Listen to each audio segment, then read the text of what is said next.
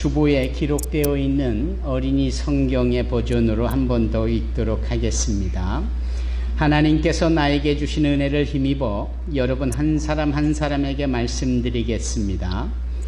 여러분은 여러분 자신에 대하여 마땅히 생각해야 할 것 외에 다른 것을 생각하지 마십시오. 여러분은 하나님께서 각자에게 주신 믿음의 분량대로 냉철한 판단을 가지고 자신에 대하여 생각하십시오.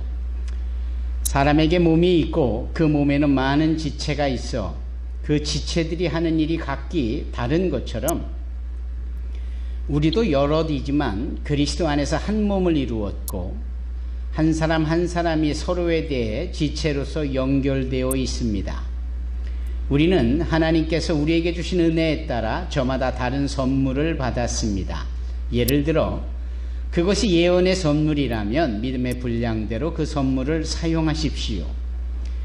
봉사하는 선물이면 봉사하는 일로, 가르치는 선물이면 가르치는 일로, 격려하는 선물이면 격려하는 일로, 남을 구제하는 선물이면 너그럽게 나누는 일로, 지도하는 선물이면 열성을 다해 자선을 베푸는 것이면 기쁨으로 그 선물을 사용하십시오. 아멘. 로마서 12장 3절로 8절의 말씀을 제가 봉독했습니다.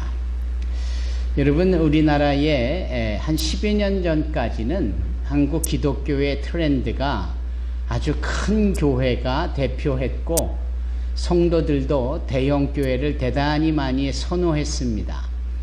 그래서 수를 헤아릴 수 없을 만큼 많은 성도들이 모인 큰 교회마다 이런 표현이 좀 어떨는지 몰라도 문전성시를 이루었었습니다.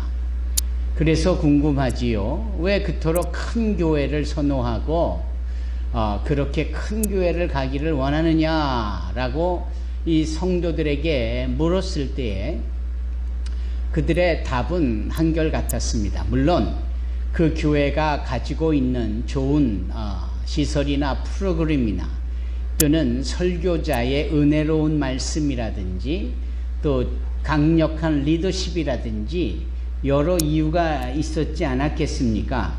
그럼에도 불구하고 유난히 성도들이 그 대형 교회를 추구하고 선호하고 그 교회를 향하여 나아가려고 하는 그 이유는 사실 다른 곳에 있었다라는 겁니다. 그 첫째 이유는 그 대형 교회가 가지고 있는 소위 네임 밸류, 그 교회의 이름을 이렇게 어디 가서 이야기하면 어디에 있는 어느 교회 대부분이 알지요.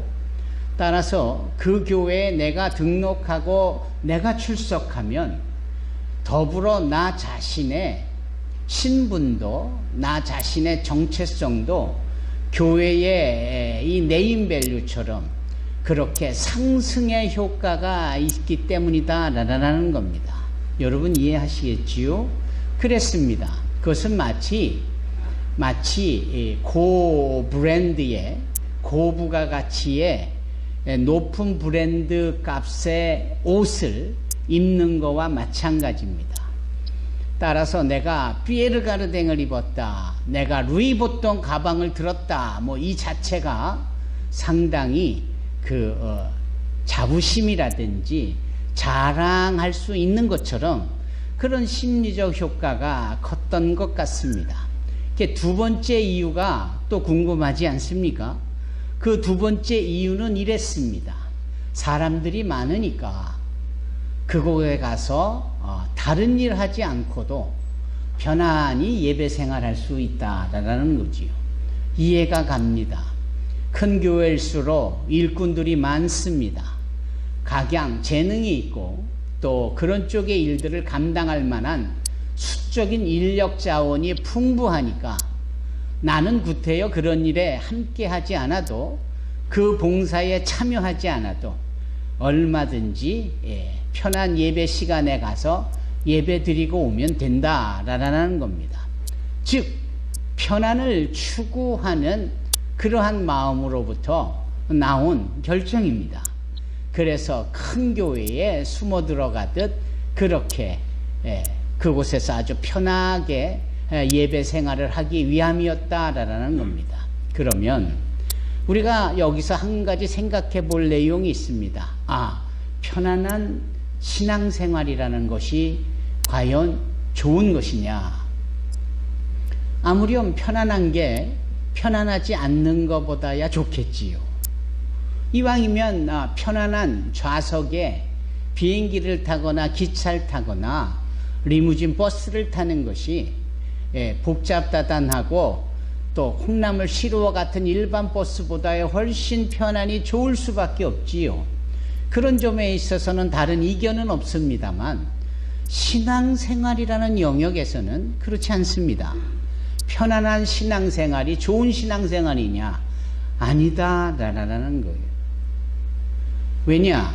이 편안한 것만 추구하다 보면 소위 성장이라든지 또는 어려움을 겪을 때 이겨낼 수 있는 힘이 그러한 건강한 신앙생활로 연결되지 않기 때문이다라는 겁니다. 따라서 편안한 것만이 다 좋은 것은 아니겠구나. 특히 편안한 신앙생활을 우리가 추구해서는 안 되겠구나라는 겁니다. 공중을 비상하는 모든 새의 왕이라고 여겨지는 독수리에 소위 새끼를 키워내는 그 독수리만의 양육 방법 중에 우리가 간과해서는 안 될 하나의 아주 특별한 방법이 있는데 그것이 무엇이냐면 이 독수리가 일일이 만들어낸 둥지의 새끼를 키워낼 때 이제 어느 정도 이 새끼가 가져다주는 먹이를 먹으면서 영양분을 얻고 근육이 생기고 털이 자라면서 몸집이 커질 때에 이 어미 독수리는 아주 날카롭거나 또는 뾰족뾰족한 거친 이 나뭇가지나 가시가 붙어 있는 가지를 입에 물고 와서는 그 독수리 새끼가 있는 둥지에 쌓아두기 시작한다라는 거예요. 그러면 편안했던 이 둥지가 불편해지는 겁니다. 이 새끼 독수리가 커져가면서 몸집은 커지는데 반면에 둥지는 더 좁아지는 느낌이에요.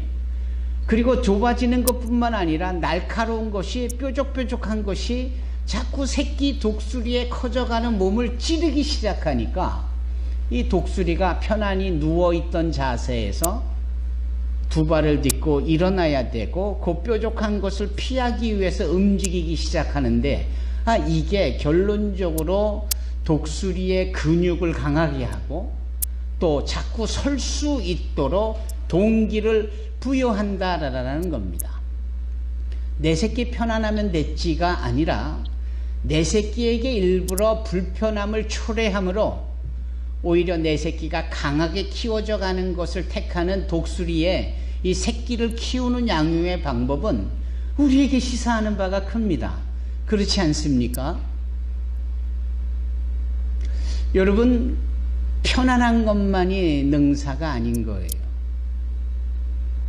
누군가의 부고를 듣게 되면 소위 그 안타까운 이 조의를 표하는 마음을 전할 때 빠짐없이 이 외국인들이 서양인들이 표현하는 그 용어 중에 하나가 RIP입니다. 줄여서 RIP. 그것은 바로 Rest in Peace. 평안한 가운데 안식이 있기를 소망한다. 이게 조의예요. 일반적인 컨돌런스, 조의문입니다. Rest in Peace. 그래서 공동묘지에 가보면 항상 묘비마다 그렇게 빼곡하게 기록이 돼 있지만 항상 끄트머리에는 Rest in Peace, 평화 가운데 안식하도록, 영면하도록 뭐 이런 의미가 있는 겁니다. 그래서 인지 이렇게 묘지가 모여져 있는 곳에 가보면 참 고요해요. 조용합니다. 정말 말하자면 평안합니다. 그도 그럴 수밖에 없는 것이 막 어디서 시끄러운 경적이 울리거나 무슨 자동차가 지나가거나 신경을 써서 전후 좌우를 살펴야 될 이유도 하나도 없는 것이 그것입니다. 말 그대로 고요해요. 평안함이 있는 것입니다. 하지만 생명이 없어요. 그 평안하다라고 여겨지는 곳에 죽음만 있을 뿐입니다. 그래서 소위 공동묘지에 대한 철학을 우리가 보고 배울 때에 깨달을 때, 아, 그렇겠구나. 이 편안함만을 추구하는 것은 곧 죽을 때 죽은 것이만 있겠구나. 거꾸로 생명이 있는 것은 계속 움직여야 하고, 생명이 있는 것은 부지런히 움직여야 하고, 그러면서 건강도 생기게 되고 유지가 되어지는 것이구나. 그렇지 않습니까? 이제 이런 점에서 우리는 평안함만을 추구하는 것은 능사가 아니다. 더더군다나 신앙생활에 있어서는 편안한 신앙생활을 NO라고 거부할 수 있어야 건강한 신앙생활로 이어지겠다라는 겁니다. 여러분 동의가 되십니까? 편안을 추구하지 않는, 일부러 불편함을 자초하는, 그래서 젊어서 고생은 사서도 한다라는 이 어른들의 이야기처럼 신앙생활에서는 우리가 일부러 어려움을 걷고 고초의 길을 걷고 불편함을 감수하면서까지도 이 신앙생활을 영위해야 되겠다 하는 고백이, 다짐이 이 주일 아침 저와 여러분들에게 있기를 주님의 이름으로 축원합니다. 여러분, 이 교회에 대하여서 우리가 생각해 볼 필요가 있습니다. 여러분이 지금 교회에 나오셨습니다. 이 교회에 앉아 있습니다. 교회에 갑니다. 근데 사실은 이 말이 맞는 것인지는 두고 볼 일이에요. 교회에 간다, 교회에 왔다, 교회 안에 앉았다. 근데 이걸 좀 더 신앙적인 관점과 신학의 관점에서 볼 때 이 말이 맞는가? 아니에요. 맞지 않아요. 왜냐하면 교회는 우리가 생각하는 이런 건물이 교회가 아니고 이런 예배당이 교회가 아니기 때문입니다. 일찍이 사도 바울은 그가 고린도 교인들에게 편지를 써요. 그게 바로 고린도전서, 고린도후서인데, 그때 그 포문을 여는 첫 서문이 무엇이었느냐? 교회에 대해서 잘못 알고 있고 뭔가 가시적으로 웅장하고 크고 멋져야 되고 뭔가 공간적인 요소, 시설적인 요소, 설비가 갖추고 빼곡히 이런저런 프로그램이 가득한 이런 모든 것이 교회다라고 생각했던 그 시대 고린도 사람들, 고린도 성도들에게 아니다. 교회는 그런 게 아니다. 그럼 교회는 뭐냐? 라고 할 때 사도 바울은 그가 고린도 사람들에게 보내는 편지, 즉 고린도 전서 1장 2절에 이렇게 교회에 대해서 정의를 합니다. 고린도 전서 1장 2절, 고린도에 있는 하나님의 교회 곧 그리스도 예수 안에서 거룩하여지고 성도라 부르심을 받은 자들. 교회가 뭐예요? 사람이에요. 그럼 모든 사람이 다 교회냐가 아니고 그리스도 예수 안에서 거룩하여지고 성도라 부르심을 받은 사람들이 교회다라는 겁니다. 두 번째, 교회는 또 각 처에서 우리의 주 곧 그들과 우리의 주 대신 예수 그리스도의 이름을 부르는 모든 자, 모든 사람들이 다 교회가 아니라 예수 그리스도의 구원을 힘입었기에 어디서든지 예수 그리스도의 이름을 부르는 사람들, 주여라고 외치고 예수를 믿습니다라고 소리내고 하는 이런 사람들이 바로 교회다라는 거예요. 교회는 사람입니다. 교회는 성도입니다. 저와 여러분들이 바로 교회예요. 내가 교회입니다. 하나님이 영이 거하는 성전된 나의 몸이, 또 나의 삶이 바로 교회입니다. 따라서 교회인 내가 교회 가서 예배 드린다, 교회 갔다 왔다, 이런 표현이 그런 점에 있어서는 신앙적인 렌즈로 보고 표현을 할 때는 이거는 표현상 문제가 있다라고 생각할 수 있다라는 겁니다. 따라서 여러분은 오늘 산소망 예배당에 나온 것이지요. 여러분들은 바로 산소망 교회입니다. 여러분들이 교회인 거예요. 아멘? 많고 많은 여러 교회 중에 산소망이라는 이 문패가 붙어 있던 그런 브랜드의 교회가 바로 여러분이다라는 겁니다. 그러면 이 교회가 어떻게 시작이 되어졌을까요? 아시다시피 2000년 전에 주님께서 오늘 안수 집사님의 기도 가운데 빌립보서 2장, 정말 복음의 정수인 그 기독교의 핵심인 그 빌립보서 2장의 말씀으로 예수 그리스도께서 하나님과 본체시지만 그가 그 하늘 보좌를 물리시고 이 낮고 천한 곳으로 오셔서 우리와 같은 성정으로 이 땅에 오셨다라는 이 위대한 기독론의 핵심이 바로 빌립보서 2장인데 우리 대표 기도자인 강성남 안수집께서 그걸 고백을 했어요. 예, 그렇게 이 땅에 오신 분이 바로 예수님이십니다. 그 예수님이 오셔서 공생의 사역을 3년 반 동안 그분의 연세, 나이가 한 30세쯤 되었을 때 about 30 years old, 정확하게 30세는 아니에요. 30세쯤이 되니까 성경이 그렇게 쯤이라는 단어 하나를 넣고 우리로 섣불리 30살부터 공생의 사역을 했다 안 했다 이렇게 얘기하지 못하도록 여지를 둡니다. 여러분 점 하나 하나 단어 하나하나까지도 성경을 벗어나거나 멋대로 삭감해버리거나 우리의 임의대로 표현하는 일이 없어야 합니다. 자, 30세쯤이니까 대충 한 30세 정도 쉬지 않으셨을까 뭐 이럴 때 요한복음 8장을 보게 되면은 이 주님께서 이 바리새인들과 율법사들과 제사장들과 소위 성전에서 이렇게 토론을 하시고 대화를 하시는 장면에 내가 아브라함을 보았다 주님이 이렇게 말씀하시니까 그분들 제사장들과 서기관들 바리새인들 율법사들이 이렇게 반문을 합니다. 네가 50도 안 돼 보이는데 아브라함을 만났다고 하느냐. 그러니까 그들의 눈에는 예수님이 아무리 많이 나이를 높게 잡아서 말을 해봤자 50이 채 안 되는, 그러니까 한 40 중반 정도이지 않을까 이렇게 이야기하는 겁니다.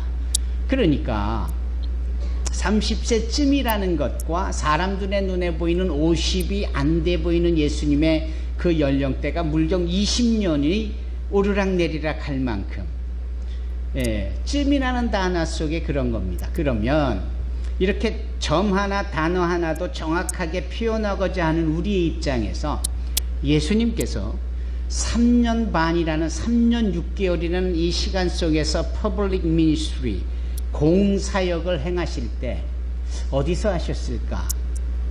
라고 할 때 주로 갈릴리 주변 인근인데요.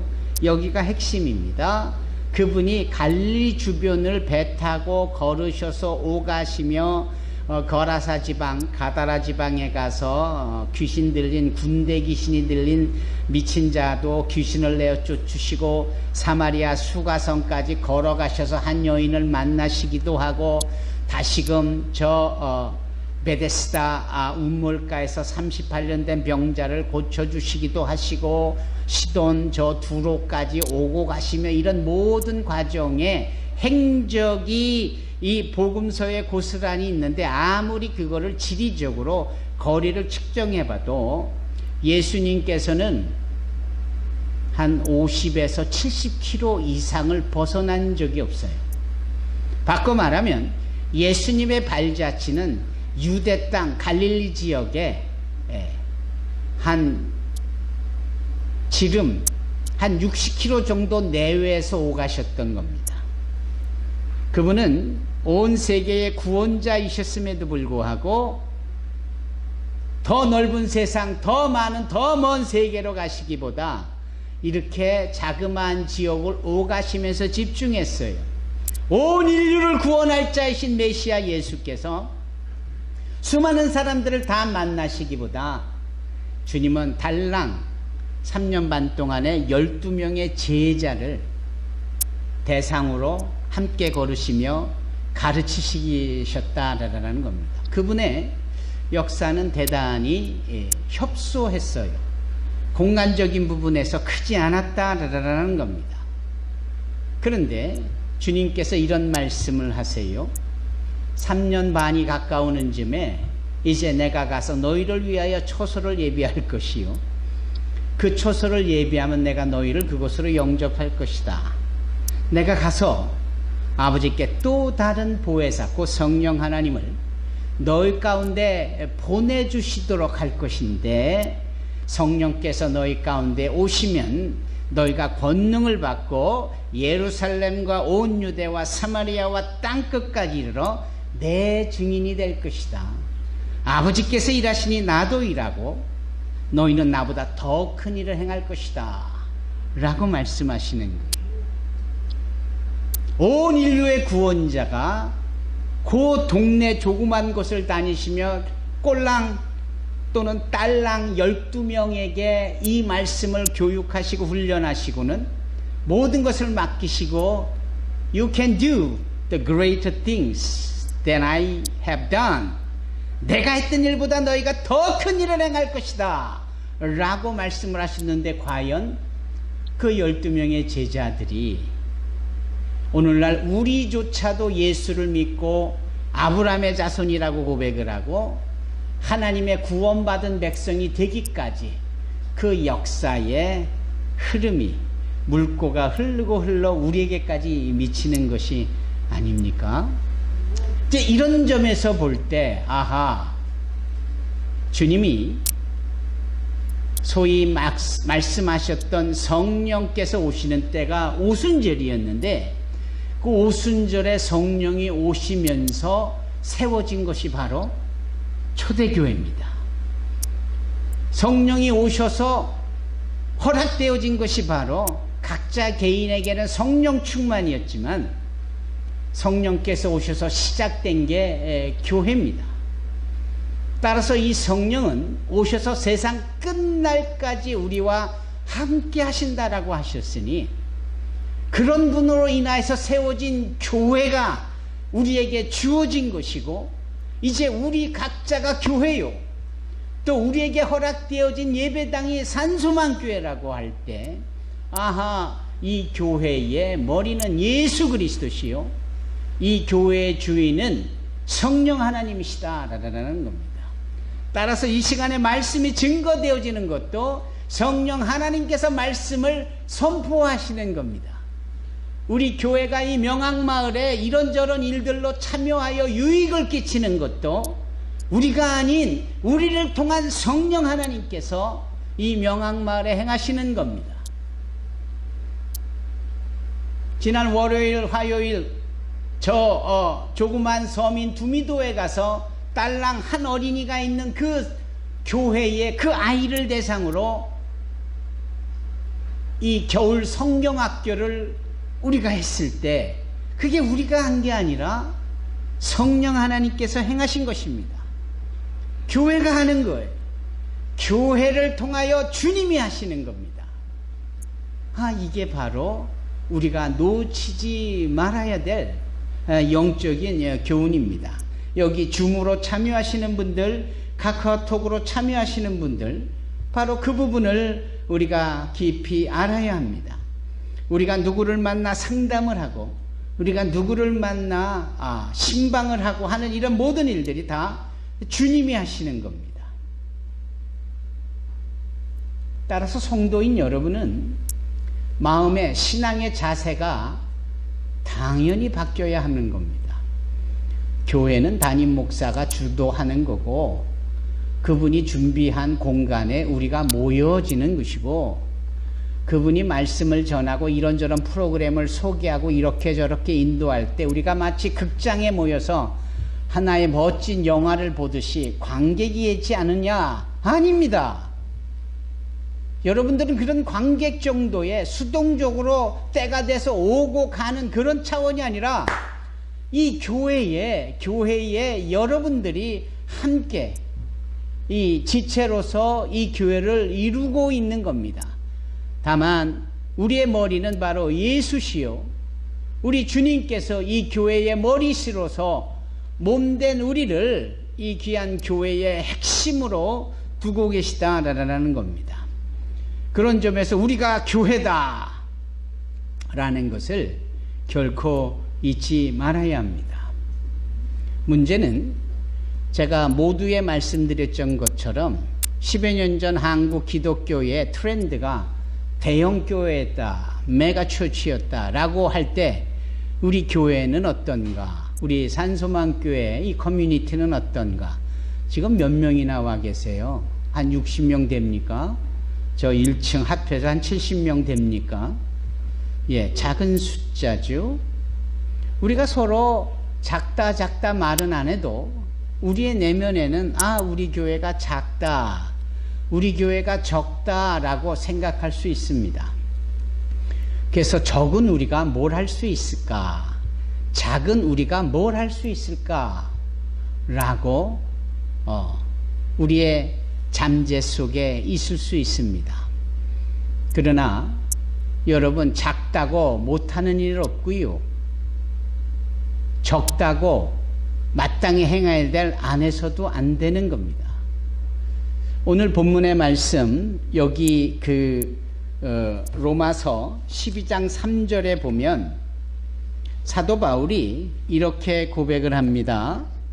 사도 바울이 로마서에 보내는 편지 중에 오늘 본문 12장 3절에 내게 주신 은혜로 말미암아 너희 각 사람에게 말하노니 마땅히 생각할 그 이상의 생각을 품지 말고 오직 하나님께서 각 사람에게 나눠주신 믿음의 분량대로 지혜롭게 생각하라.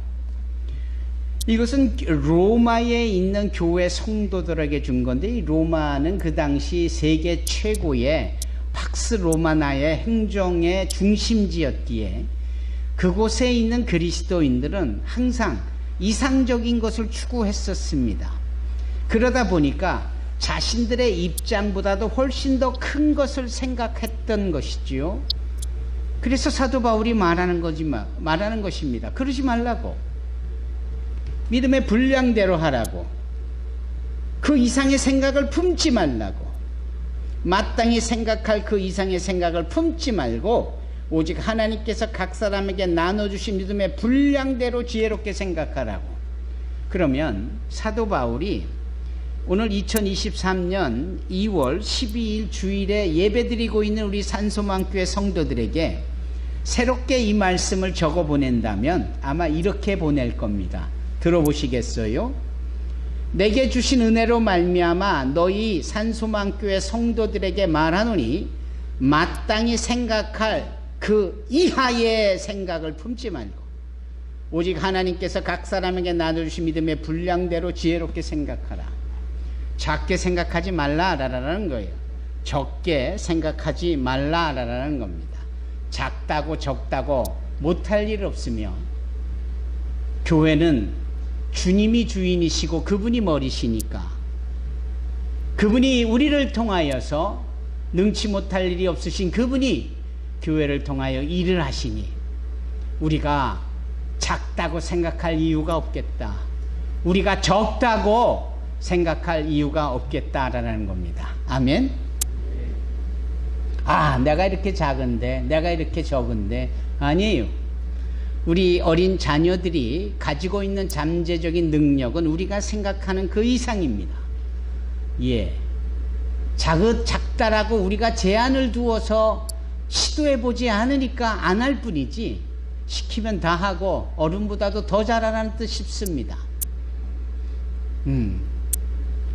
마이클 코스타라는 아주 유명한 지휘자가 있습니다. 그분이 준 일화가 우리에게 교훈을 줍니다. 마이클 코스타. 그가 지휘하는 큰 오케스트라가 있는데 거기에 한 주자가 참여하는 단원이 문제가 있는 겁니다. 이 문제는 무엇이었냐면 그 사람은 피콜로라는 아주 조그마한 악기의 주자입니다. 피콜로 아시나요? 플루처럼 생겼지만 아주 작아요. 이 피콜로가 아마 거의 대부분의 악기보다도 훨씬 작은 겁니다. 그런데 이 피콜로 주자가 스스로 생각하기를 나는 너무 존재감이 없다. 나는 이 오케스트라에서 정말 연주할 기회도 적고 내가 함께할 그 악절도 너무나도 부족하고 악기조차도 이렇게 작은데 내가 여기 같은 주자라고 앉아있는 것이 심히 부끄럽다. 에이, 연주를 하지 말아야 되겠다. 이제 연주가 시작됩니다. 막 시작이 되는데 당연히 이 피콜로 주자가 피콜로를 연주하지 않는 겁니다.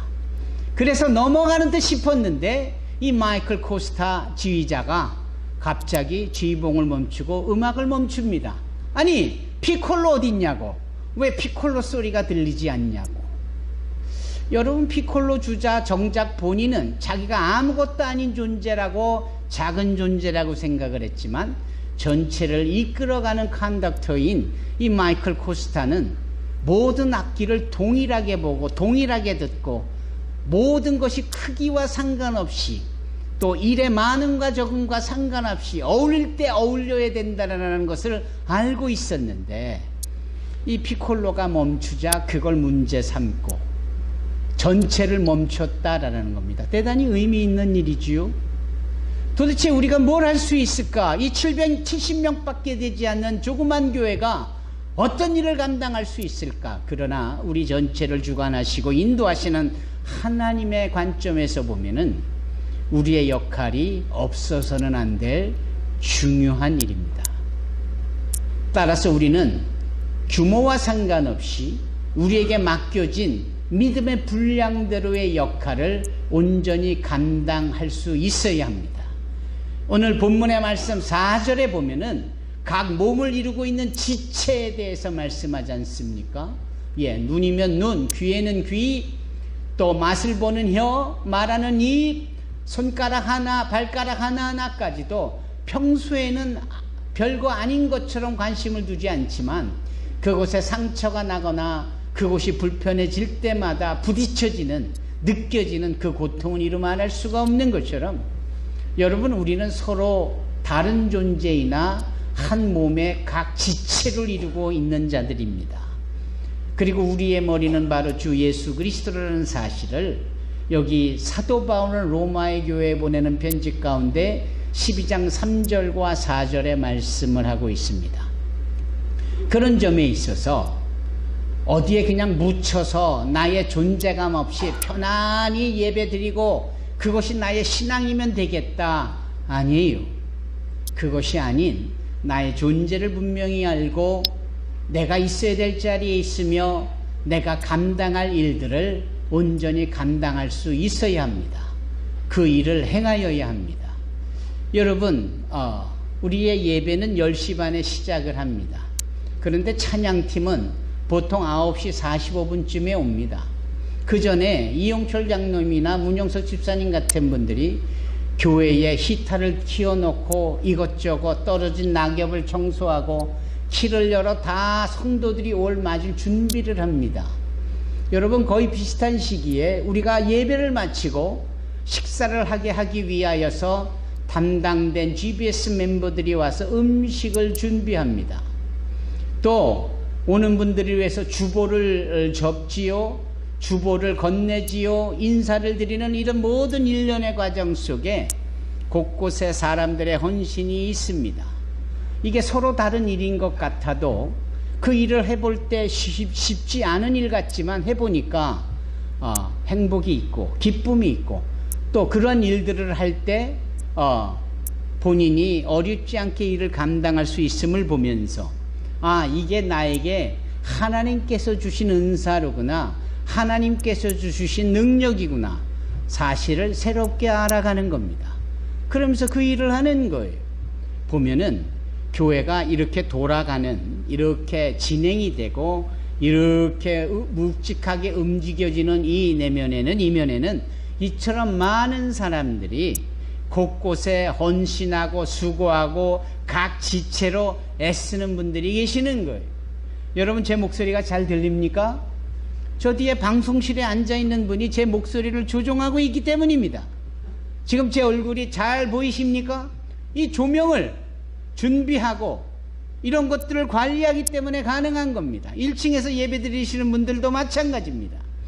줌으로 연결을 하고 현지에 스크린으로 연결을 하고 카카오톡으로도 연결이 되어지는 이런 모든 것들이 다 누군가의 헌신과 자기에게 주어진 일들이 있고 그 일을 감당하기에 이 일들이 있는 겁니다. 그런 점에 있어서 우리가 겸손을 가장하여 작으니 이하니 이런 거 생각지 마시고 하나님의 주신 나에게 주신 은사를 부릴 듯 하여야 합니다. 이것을 찾아내야 하는 거예요.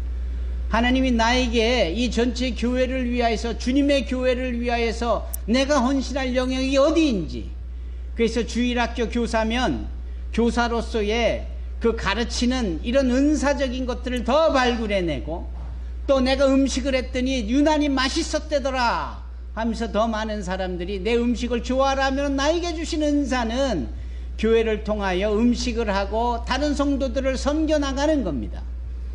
이렇게 끊임없이 자기에게 주신 은사를 깨닫고 그것을 시도하고 적용해 나가는 것이 필요하지요. 물론 그러면 그럴수록 편안하지는 않습니다. 내가 지금 집안일도 아주 그냥 쩔고 쩔 만큼 힘들게 했는데 여기까지 와서 그 일을 해야 되느냐고. 그렇죠. 예. 그런 점에 있어서는 교회 생활이 편안한 것은 아닙니다. 그러나 말씀드렸잖아요. 편안함을 추구하는 신앙에는 공동묘지와 같이 평안함이 있을 수는 있겠지만 생명조차 없다고. 여러분, 죽은 믿음을 가지고 있어서 뭐합니까? 오히려 생명 있는 믿음을 가지고 해서 부단히도 노력하면서 힘들어도 그 일을 하고 편안하지 않아도 그 일을 감당하는 것이 훨씬 낫지 않겠습니까? 레이 앤더슨이라는 신학자가 그런 고백을 합니다. 건강한 교회는 편안하지 않은 교회다. 편안함을 추구하는 교회는 건강하지 않은 교회라는 거예요. 그리고 이 편안함을 추구하지 않는 건강한 교회는 첫째는 하나님께 영광을 돌리고요. 두 번째는 끊임없이 많은 일꾼들이 곳곳에서 자기 일들을 감당하면서 하모니, 기쁨을 조화롭게 누리더라라는 겁니다. 산소망교회가 그리 되어지기를 주님의 이름으로 축원합니다. 산소망교회가 그리 되어지기를 다시 한번 주님의 이름으로 축원합니다. 제가 이곳에서 보면은 마스크를 본격적으로 쓰기 전에 느꼈던 건데, 누군가 하품을 하면 그 주변에 사람들이 하품을 따라하기 시작합니다. 저 집사가 하품을 했으니까 나도 해야지. 의지를 가지고 하품한 사람은 없겠지만, 그걸 보면서 하품이 전염성이 있는 거구나. 컨타지오스하구나. 이 전염성이 있는 거예요. 근데 꼭 하품만 전염이 있을까요? 누군가 우울한 이 심리적인 요소가 있으면 그 주변 사람들이 똑같이 우울해지는 거예요. 반대로 누군가 기뻐하고 하얀 이를 드러내며 활짝 웃고 그러면 잠시 후에 그 주변 사람들이 같이 하하호호 웃고 좋아하라 하는 겁니다. 서로에게 영향을 주는 것이겠지요. 행복하면 또 행복의 전염이 펼쳐지는 겁니다. 나는 불행하고 나는 편안함만을 추구해야 돼. 나는 위로받아야 돼. 나는 절대 할 수 없어. 라는 생각을 고집스럽게 가지면 또 그런대로 그 주변에 그런 사람들의 영향을 받아서 그런 사람들이 더 많이 생겨날 겁니다. 따라서 오늘 우리는 이 예배를 통하여 들은 말씀을 통하여 우리가 결단하고 다짐해야 될 것은 편안함을 추구하기보다 건강한 신앙을 추구해야 되겠다. 그 건강한 신앙을 추구하기 위해서 설령 내가 교회에 와서 이런 일 저런 일을 해야 한다 하더라도 그 일을 해야 되겠다. 내가 하면 또 누군가가 하겠지. 그 사람이 하다 보면 우리 주변의 사람들이 하겠지. 결국은 이 산소망 공동체의 모든 사람들이 건강한 교회를 위하여서 편안함쯤은 뒤로 한 채 열심을 내어서 섬겨 나갈 수 있겠지. 그리 되어지기를 소망하고 축복합니다. 기도하겠습니다. 거룩하시고 사랑이 많으신 하나님,